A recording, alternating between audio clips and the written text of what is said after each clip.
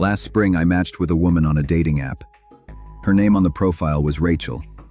Her pictures looked normal. Nothing about them seemed fake or edited.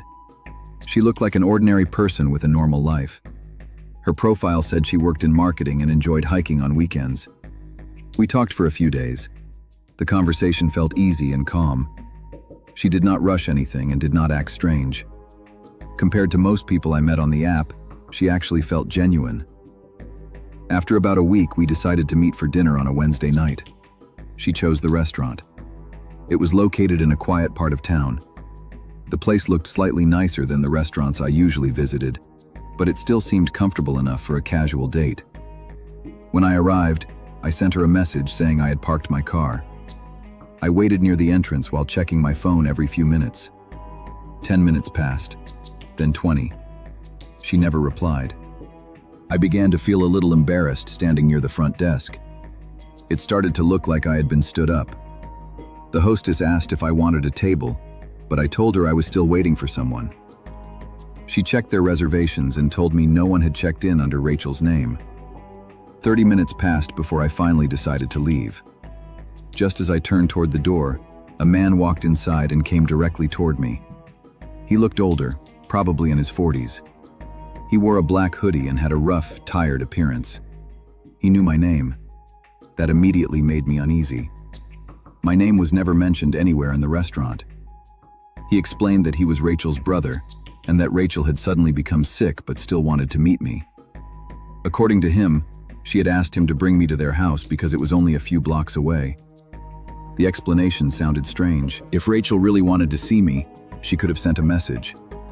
But the man calmly said her phone had died and she did not want to cancel the date. I felt conflicted.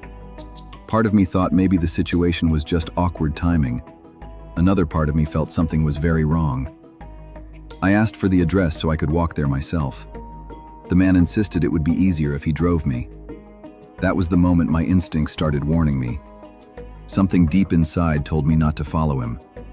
I told him I would rather reschedule the date and started walking toward the exit. For a brief moment, he stepped slightly in front of me, blocking the doorway just enough to slow me down. Then he moved aside and let me leave. I walked quickly to my car and locked the doors as soon as I sat down. While pulling out of the parking lot, I noticed him standing outside the restaurant watching me drive away. Later that night, around 11, my phone buzzed with a message from Rachel's profile on the app.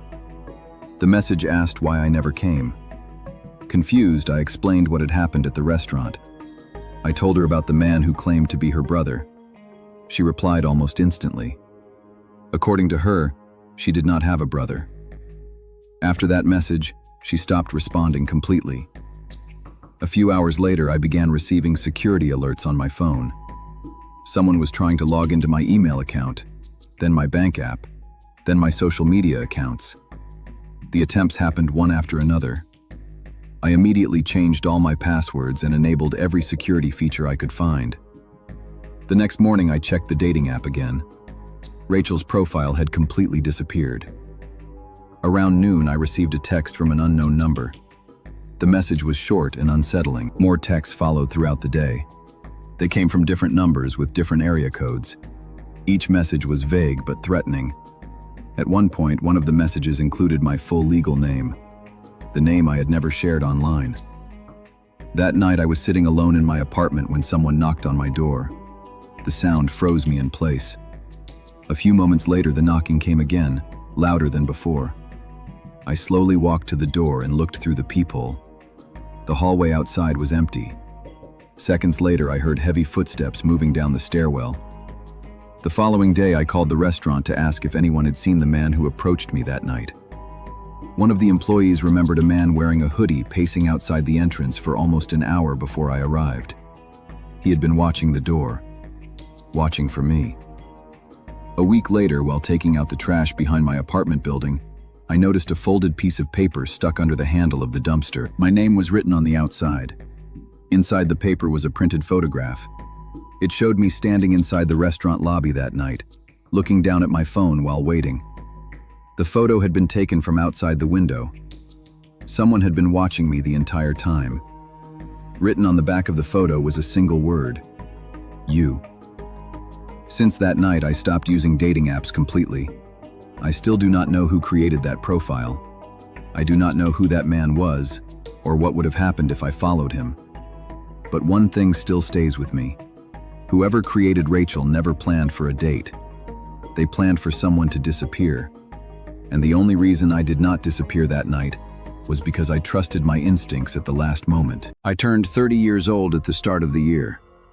Around that time, I started feeling tired of being single. Several years had passed since my last serious relationship. Most of my friends were already in relationships or starting families, and sometimes the silence in my apartment felt heavier than it used to.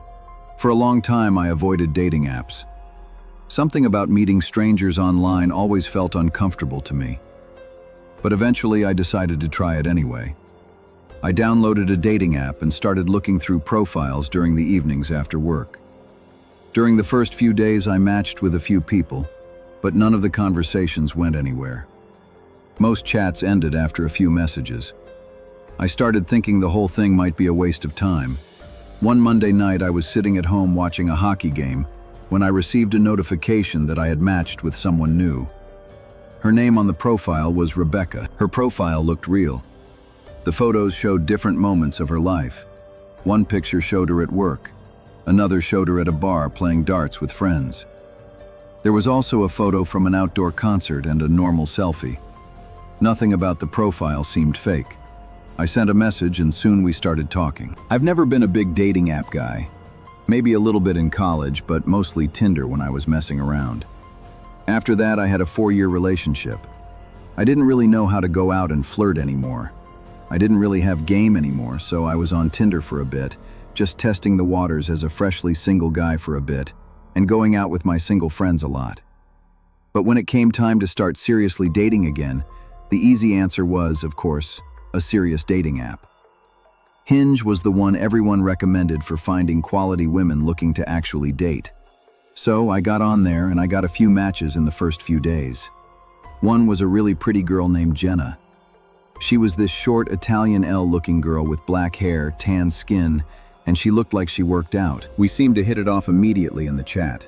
After like 10 messages from both sides, she asked for my Instagram, saying she hates opening the Hinge app and would rather talk there. So I gave it to her, and moments later I got a follow request from her account. Her username was JennaX1 with 3 A's or something like that. She had like 2,000 followers. She followed 200 people and she had 2 posts. Both posts were her taking a selfie in the mirror, but she admittedly looked good. The posts got a lot of likes and comments. All thirsty-looking guys by the looks of it, though. She had a story up and I clicked on it, and it was her at the gym taking a mirror selfie. Also looked good. She DM'd me right away and we took the conversation from there. We continued talking about the same stuff we left off at, the gym, traveling, and we found that we related pretty well. And surprisingly, we agreed to meet for a spontaneous drink at a bar in town that night. She said she was in the same town as me, which was convenient. So we planned for 9 p.m. I knew the bar we were going to quite well, and I kind of knew the bartenders, so I decided to go a little early. The bar was slightly busy, but there were open bar stools at the bar, so I sat at one seated away from people. It was like 8:50. The usual bartender came over and greeted me, and she gave me an espresso martini. I casually took some sips and DM'd Jenna that I was there, but that she can take her time. Then I went through her profile a little more. I went to her tagged pictures. There were none. I went through the comments again, and there truly was not a single comment from a female. It was all dudes. I hoped that wasn't a red flag that she got around. Then around this time, a man sat down on the bar stool next to me and greeted me saying, "How you doing?" And I nodded with a smile. I went back to looking at my phone, but the man next to me continued to engage in conversation. He asked if I come to this bar often because he recognized me. This is when I took a closer look at him. He was maybe like 38, just slightly gray, kind of overweight, and a patchy beard that he definitely should have shaved. I didn't recognize him at all, though. I told him, "Yeah, I come here once in a while." He then reached out his hand for a handshake and introduced himself as Rob. Oh, brother, I thought to myself. I wasn't in the mood for this, but I shook his hand and introduced myself as well. Around now, the bartender came over and said, "Finally decided to get a drink, I see, to this guy." He gave a weird, subtle laugh. But that kind of made me think for a bit. Was he already here? And he just came up to the bar to talk to me. I DM'd Jenna again saying, "Help me. This weird guy I think is hitting on me." As a joke, but I realized my previous DM to her was left unseen. I asked her if she was on her way. Then I went back to looking at her profile and I decided to check her following list. And I realized she didn't follow a single female, only dudes. What kind of girl doesn't follow any of her girlfriends? This was weird. Was I catfished? The annoying guy to my right kept trying to talk to me. I had to tell him 1 second, please. As I tried calling Jenna through Instagram, she didn't pick up. It was past 9 and it seemed like she was ghosting me. And I also just felt like this profile was fake now. I went to Hinge to find that her profile was gone like I expected. Yep, I got catfished. I asked the bartender for the check and then the Rob guy said, "Leaving already? Where are you from?" I said, "Yeah, I gotta get going." I didn't care to explain the situation to this guy. To be honest, I was kind of annoyed at how outwardly he went out of his way to talk to me. As I got the check, this guy would still keep trying to talk to me, even telling me I should stick around and that the hot chicks come around this time. I thought he was weird, and I was kind of just being short with him at this point. I may sound like a douche, but if you met the guy and experienced the way he approached, you'd have been annoyed too.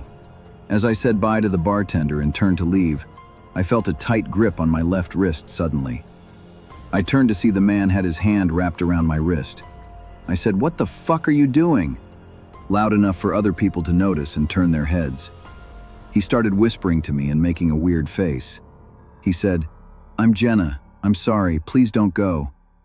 I felt disgusting, like I needed to take a shower. I felt like throwing up. I felt violated. I broke free of his grip and hurried out of the bar to my car. It was a quiet drive home. I didn't play music. I didn't call anyone because I was still taking it in, and it felt embarrassing. When I got home, I collapsed into bed and stared at the ceiling for a bit, just absorbing what happened. I went to Instagram to go block the Jenna account, but it appeared he already blocked me or he disabled the Instagram account entirely. This quickly became an experience I just wanted to put behind me. I turned on the TV and just tried to move on. I'd tell people tomorrow. And after I turned off the light is the part that made me hate having a bedroom on the first floor. There was an aggressively loud bang on my window. The blinds were closed and I couldn't see to the other side. Instead of yelling, "Who's there?" I decided to stay quiet. I watched the blinds in horror. And then there was a voice on the other side, a man's voice saying my name, Scott, over and over again. I refused to acknowledge it, but he knew I was in there. He could see the light of the TV. He might have followed me without me realizing. He just kept saying Scott. He had to have said it like 10 times before it stopped. I stayed in my bedroom the rest of the night, and the next morning I lifted the blind to see this. A note on the other side of the glass saying, "I'll be watching you." I didn't leave my apartment the rest of the weekend. I moved a few days later.